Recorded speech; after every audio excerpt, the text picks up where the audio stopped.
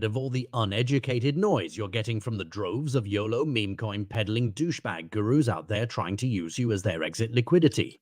Would you rather learn a competent university level set of skills that will guide you in managing and investing for the rest of your life? Join us 3 days a week at Digital Investor. Develop your knowledge of game theory, cognitive bias, macroeconomics, monetary theory, investment theory, psychology of the crowds, and more. For more info on Digital Investor and how it can help you, reach out at nickblacknext.com.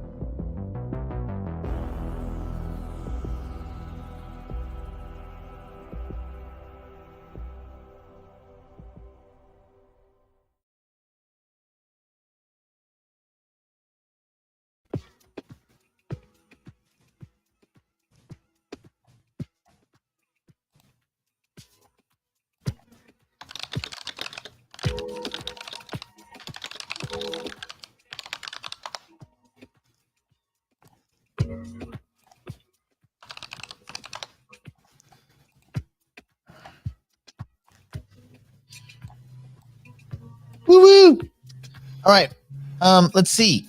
Good. Well, you've been up for a minute, Brandon, but anyway, good early morning. And I always get up early, but Brandon gets up whenever he gets up, but he's been getting up early lately. I get up usually at noon, and then I do the show at 9 or 8. For digital private clients, for those of you, and then eventually the digital investors, this is what you're going to receive. This is the node NFT. So that'll be what's going to appear in your wallet. That's also what you use. And we're going to probably do twice a month. We'll start, I think, on maybe November 15th. But I think what we'll do, we may try to make it where you can't, grab the NFT the 14th and then get a payout on the 15th. So we have to figure out how we do that, but maybe we make it where you have to have had it for at least a pay period, which is like 2 weeks, because people get paid in like 2-week things. We're still kind of working on this, but it'll either be once or twice a month. You'll be able to basically log in with your wallet and collect your whatever the rev share is for that month. So that's how it'll work. Brandon, is that something we can do, or am I just talking smack? No, I don't think it's going to be too big an issue, especially initially, but we'll work it out. It'll make sense. We'll get that sorted out, because right now the collection DApp won't be ready for like probably at least a month anyway, give or take. And then as soon as that's ready to go collect, then we'll be rocking and rolling. Yeah.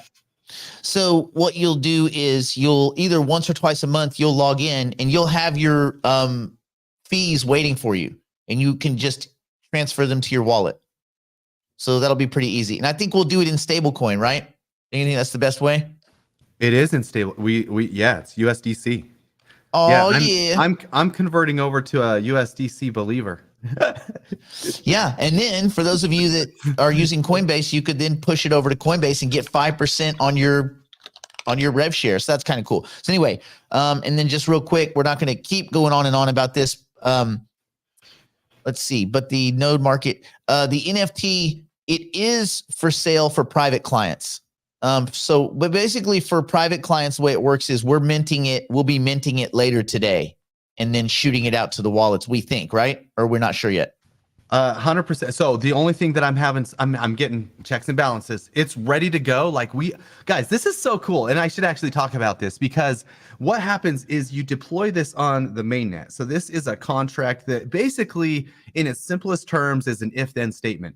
When you put in $1,000 USDC, you get this NFT back. And it's basically all on the blockchain. It's way more complicated than that. Obviously, I overly simplified, but that's all it is. And it sends you this NFT. It's all automated. I don't have anything to do. As soon as you go over there, it punches it in there and then punches it out. And it's like, so cool. The thing that's going to be really cool for the utility is once this is in your wallet, this is tokenized. So it'll have a huge long string of tokens behind it, and it's linked to our contract now. That contract is verified on Etherscan. We had to do that this morning at 5 a.m. We had to go verify that on Etherscan on the blockchain. We had to go verify that thing. And now that is the only contract that can interact with our dApp. If anybody makes a fake one of these, so let's say somebody goes and copies this GIF, this JPEG or this GIF off the internet, and they make their own collection and mimic literally everything. Guess what? They can't mimic our contract. So they will not have access to anybody else. So it's so cool. And we're going to like walk through this step by step on how this all kind of works throughout this thing. But this is like learning through application. And that's what Nick and I do. When it says, how can we see the NFT? How will we see it? Well, you'll see it in your, it'll be in, you can check it through OpenSea. Yeah, we did a walkthrough of, I have 2 tech tip videos that are really strong on this, on looking at NFTs. OpenSea is the best viewer for these NFTs. It sucks as a platform kind of in a lot of ways, but it's the best viewer for these NFTs in that, which is also really important to say. As soon as you, oh my gosh, I'm going to share my screen. Hold on a sec. This is important. Okay, so there's a bunch of code I was working on this morning, obviously. So this is the actual contract itself. Anyway, so that's fun. But OpenSea, when you go over to OpenSea, like if somebody was looking at one of these monkey JPEGs over here, guess what? This is actually your MetaMask wallet. This is not your OpenSea wallet. This is your MetaMask wallet that's connected here. So you do not have to worry about connecting or moving NFTs from your OpenSea wallet to your MetaMask wallet. I've gotten like 50 questions about that. They're not different wallets. They're the same wallet. OpenSea is just a visual viewer of your NFT. So it's super, that's all it is. So Hawaii, can we swap? No, we can't do node license swaps and stuff like that because we don't look, that money is already Hypercycle's money. Yeah, that's not ours. We're just facilitating the transfer from Hypercycle to people. Some people have this confused, like we're some weird entity. We're just handling the sales for Hypercycle. That's it. But it's those NFTs, what you have as a placeholder for the node licenses, what's going to be replaced is directly from Hypercycle. That's not like me and Brandon making like backwoods dumpster licenses or something like that. That's just directly from them. So we're just in the middle plugging people in. We're just doing plumbing. That's it. Do the DPCs have their own suite of NFTs or these are for digital investors and digital private clients. So the community, our community, all of us that can hear us can do this because the whole point, the node market exchange is to facilitate not just Hypercycle, but all Singularity Net asset transactions so that you don't have to interact with shitty DEXs where bots will front run you and stick it to you, where price impacts and slippage will just steal money from you. So the whole point is we're just being a facilitator because Brandon and I thought, well, what if we want to move tokens around? We're going to get screwed. And this was built around the idea that the private clients and then obviously everybody else should have a way to get in and out of assets that you don't get it stuck to you every time. So that's kind of what this is. And DIs don't have to, Neil, you don't have to wait a month. We're talking like a day, maybe. We meant on the month was the first payouts from the exchange. Remember, for the next 2 or 3 weeks, this is going to be people onboarding sales orders. So you can go look at listed, like when you go over here and let me do a refresh. The order, people haven't started filling a bunch of orders yet. You notice there's some test orders. There's a few, right? Hypercycle on that. So you go to latest listings, and this is where you would go like recent listings. And this shows you when, okay, a few minutes ago. But before that, it was a lot of stuff yesterday, but it was pretty quiet like last night. So as more people start listing their tokens for sale, and I think here in about the next week, especially as people get their Hypercycle interest distributions and things like that, then you're going to see a lot more listings. You can always look at last sales and see, 2 hours ago, there was a sale for some Singularity DAO, but essentially it's going to take a few weeks for people to start listing orders. I know that I'm going to do a bunch in bundles of like 2s, 8s, and 32, like hypercycle node bundles of tokens, like 2 times 1024, 8 times 1024, 32 times 1024. We're going to have a bunch of listings, but I'm listing all mine between $1 and the all-time high $1.18. I don't see any reason to list it beneath that. People are like, well, I'll go to the DEXs. Okay, go on. But if you want my tokens, they're between $1 and $1.18. And probably this time next month, they'll be between $1.10 and $1.30. And no, the NFTs are not for private clients only. It's just that the private clients can basically get them right now reserved, and then we'll be sending them out to them. Anybody that's got questions about the NFT specifically, if you want to get early on the line, just hit up Brandon, and we'll. Yes. Okay. Yes, sure. This is. Oh yeah, there you go, Mario. I have yours on the screen right now. Here you go. Add a stage. So you go check your wallet out. You can see that the NFT's in there. You just got to go unhide it. There's a tech tip video on the Node wallet sheet, but it is right there. So I can see it on your Etherscan. Right. Another question that I saw. Okay, so we will get more news on this. We're actually doing, hold on. We're doing a show today, Tufi and I, where he's going to explain more, but I can tell you a couple of things. One, they're going to draw a big line in the sand and say from X date forward, all the nodes start at 0. From X date backwards, all of the node licenses purchased already have a history. Now, what you'd have to do at that point is decide, do I want to push these over to Hypc, just let them run it? Or do I want to marry and run my own equipment? And that's a consideration everybody's going to have to make. I think in the early days, it makes sense to just take your tokens, marry them, and probably run them on your own if you're ordering a Hyper AI box or something like that. But on the other side of it, for a lot of people, they might own a masternode license and they might not have $500,000 worth of tokens to marry. So for them, it makes more sense to go post them over at Hyperpg and get paid for it and let them do the work. But as far as I understand, when you unmarry, if you divorce a node license, I think it goes back to 0. I think the reputation goes to 0. I mean, I'm still confused on how the divorces work. I know that if you get into a divorce, it doesn't usually work out well financially. So you think the reputation goes to 0? I thought it maintained it, but then it just didn't do anything while there was no tokens. I don't know, man. Okay. Those are 2 feet. Those are 2 feet. Everybody's been talking about the marriage. No one knows about the divorce. Nick, I just have a question you have to answer really quickly. Is almost like I just talked about this. Oh, go ahead. So Ardlin, your NFTs are not on OpenSea. OpenSea is just a way to look at them. Think of OpenSea as a pair of cool technical glasses. And you have all these really nerdy wallets. It's all in hieroglyph, in binary. And so, but you put on the OpenSea glasses. Oh, now I see what's in those wallets.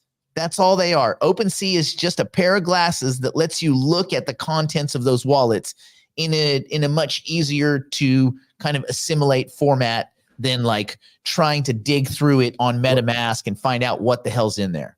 Well, look at this. I mean, if you oh my gosh, right here. I just went on Etherscan for Mario here. You can either do this or you can go to OpenSea and see them. But this is all of, I know we're outing Mario. This is all somebody's MetaMask wallet.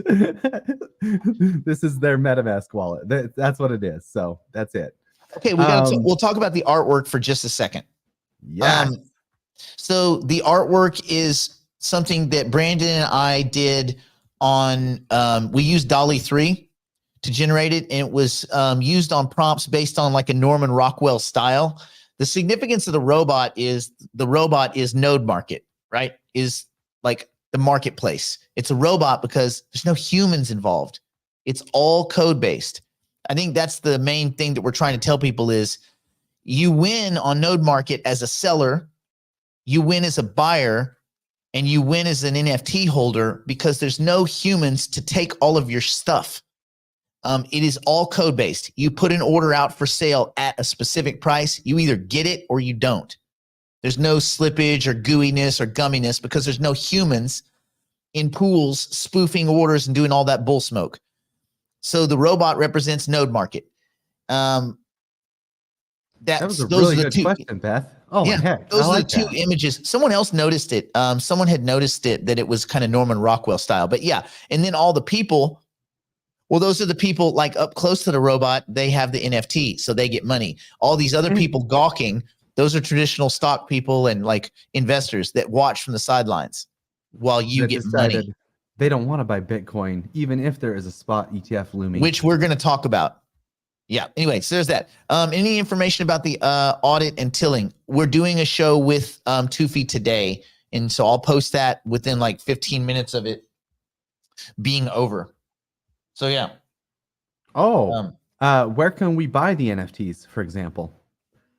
This will be over on nodemarket.io. We'll have a link in there directly, so that's why you know it's legit and everything. It's going to be right here, either a link to the DApp, or the DApp's going to be built right in here. So we're working on that today. That's the only holdup for digital investors. Digital private clients, I'm going to go help them mint through a certain another channel. But like digital investors, they'll have a minting DApp and everything. It'll be really easy. I'll do a walkthrough video.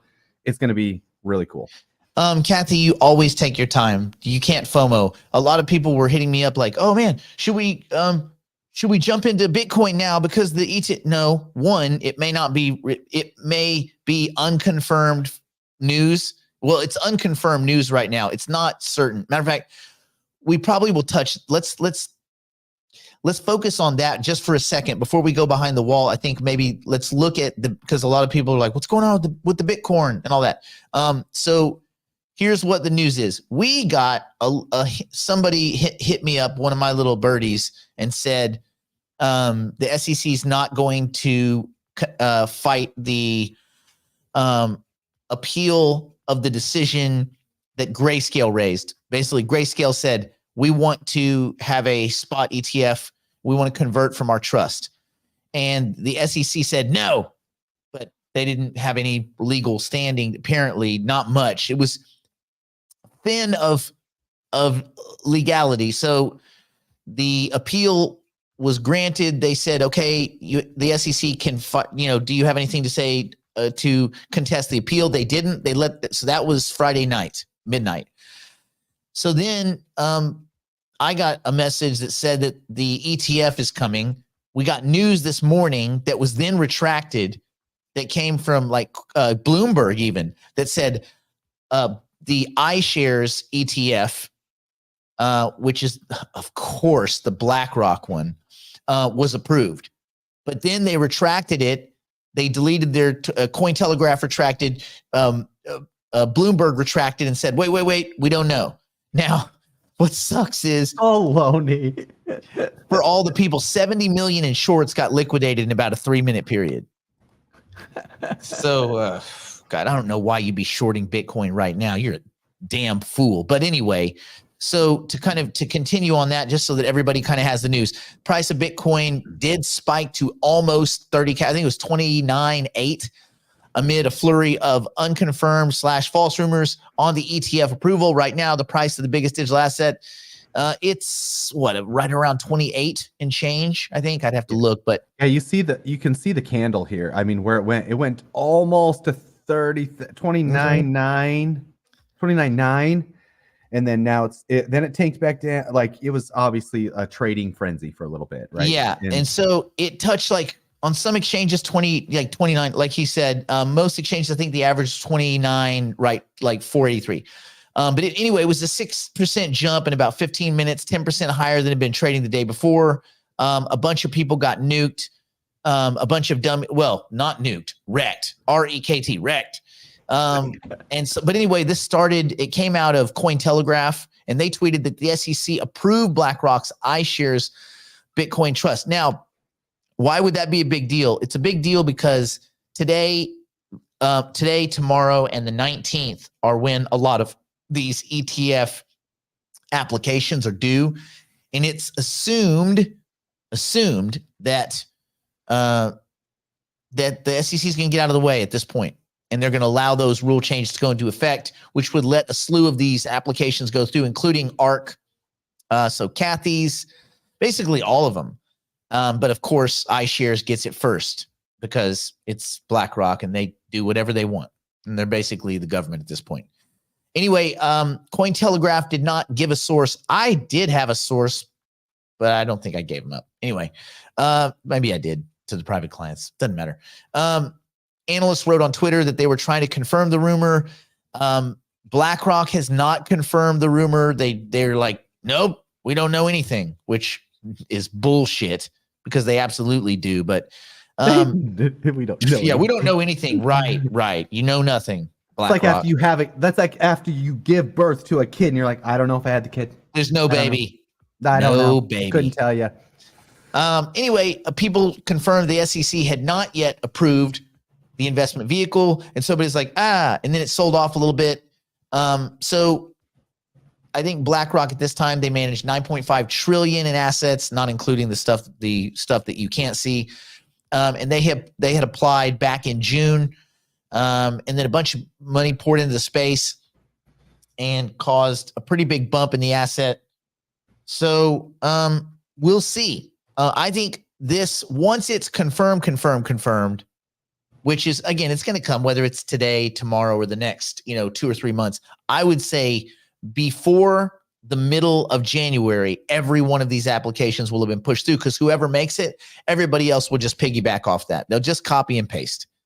Isn't it funny? The Winklevi, they were trying to do this for years and years. They never could make it stick. They just kept getting slapped down. Good for them. Those guys are dicks. Yeah. Gemini was just a way for them to sell. You're just their exit liquidity. Sell their Bitcoin they got at the start. Exactly. Their Bitcoin, their Ethereum, and whatever else they list. When they do a listing, for a fact, they either charge somebody for it. That's how because all that bullshit started when, not to get off on a Gemini thing, but you could tell when their earn feature got nuked and they were like, oh, well, we're going to sue Genesis. Well, wait a minute. I thought you were staking our assets. Oh, no, not us. No, that was Genesis. Okay, cool. So you're willing to skin us and make money off us, but the minute Genesis has a problem, you just throw it all on them? F you. Those guys are dicks, man. Anyway, that's just me. We should go behind the wall. We got to go behind the wall. I mean, this is not out of the realm of possibility. Obviously, they didn't have enough Bitcoin, sure. Howard, your question is a very good one and very important to touch on. This right here is my hidden folder in my MetaMask wallet. I did not buy all these. These are mostly in Matic. Some other various coins. They look obviously very shady. It's a bunch of bullshit. If you go ahead and click on these, typically what is going to happen is you'll have to list this for sellers. For example, if you say, look at this one, for example, this is a very good one to look at. It has a 0.8 ETH offer on it, supposedly. Now you're like, oh, that's 0.8 ETH. That's like what, $1,200 and change? I'm gonna go get me that money. I'm gonna go get $1,200. If I just list it, all I could do is go accept that offer, right? As soon as you list this thing for sale, what it is, it's a contract itself, and it will go and wipe your wallet out. Which I know some of the NFTs that we're dropping, sometimes they go to the hidden folder. You don't even need to move these out of the hidden folder. They're just placeholder NFTs. Most of them are going to the regular folder. I don't know why OpenSea is sending them to the hidden folder. The contract was created with the OpenSea Seaport contract, which is absolutely insane to me. But anyway, some of these go to the hidden folder. You don't need to mess with anything in your hidden folder, but you can connect your wallet to OpenSea. You can view things in there. OpenSea is really a really good site that I've used a long time. Obviously, do your own research, but I've connected. Hey, Brandon, that's a good question. Can people send these to a burn address somewhere? They can, but why even touch them? Yeah, you can send them to a burn address. It's risky, man. If you fat thumb it, if you do something, if you just accidentally fat thumb it and they hoover up your wallet. Yeah, I just don't touch. I've been told it's not even worth touching or sending to a burn address. Correct. And so, yeah, so what Nick's saying is deleting stuff on the blockchain. The only way to do that on the Ethereum blockchain is to send something to a burn address, which is what happens to all Ethereum gas fees. So it's that burn address. That's what happens. And just so you guys understand what a burn address is, a burn address is a wallet that doesn't have keys to retrieve the assets. So you're basically sending it to a wallet and no one can recover the assets. They don't get burnt. They just can't be retrieved. So it's like a trash can where you can't get the lid off ever. Yeah. That's a good way of explaining it. Cool. Yeah. Where most of the intellect in Hollywood goes into a trash can that's irretrievable. And then they strike because they suck. That you can go look at that wallet. It's so full. It's got so much stuff. There's the Satoshi wallet. People keep sending real stuff. They send real things. Bitcoin to the Satoshi wallet. First of all, there's tons in there. And I don't know. I've never understood this. Why people give money to a dormant wallet that's full of millions and millions of dollars. No, we covered this a while back. Somebody sent like 100 ETH over there, you know, and I don't know what the play was on that. Does anybody know? No. Anyway, whatever. Okay. Let's do this. Let's get behind the wall. Let's focus on the digital investors. And for everyone else, have a great day. Yeah, we'll see you for office hours tomorrow. Otherwise, here we go. Oh, yeah. We're going behind the proverbial wall now to continue the broadcast privately for the digital investors and digital private clients. If you'd like to join us, simply go to nickblacknext.com and subscribe to one of our plans and immediately take advantage of our library of tools, tactics, and information. It's all designed to help you learn, grow, and manage your portfolio like a pro. Join us now.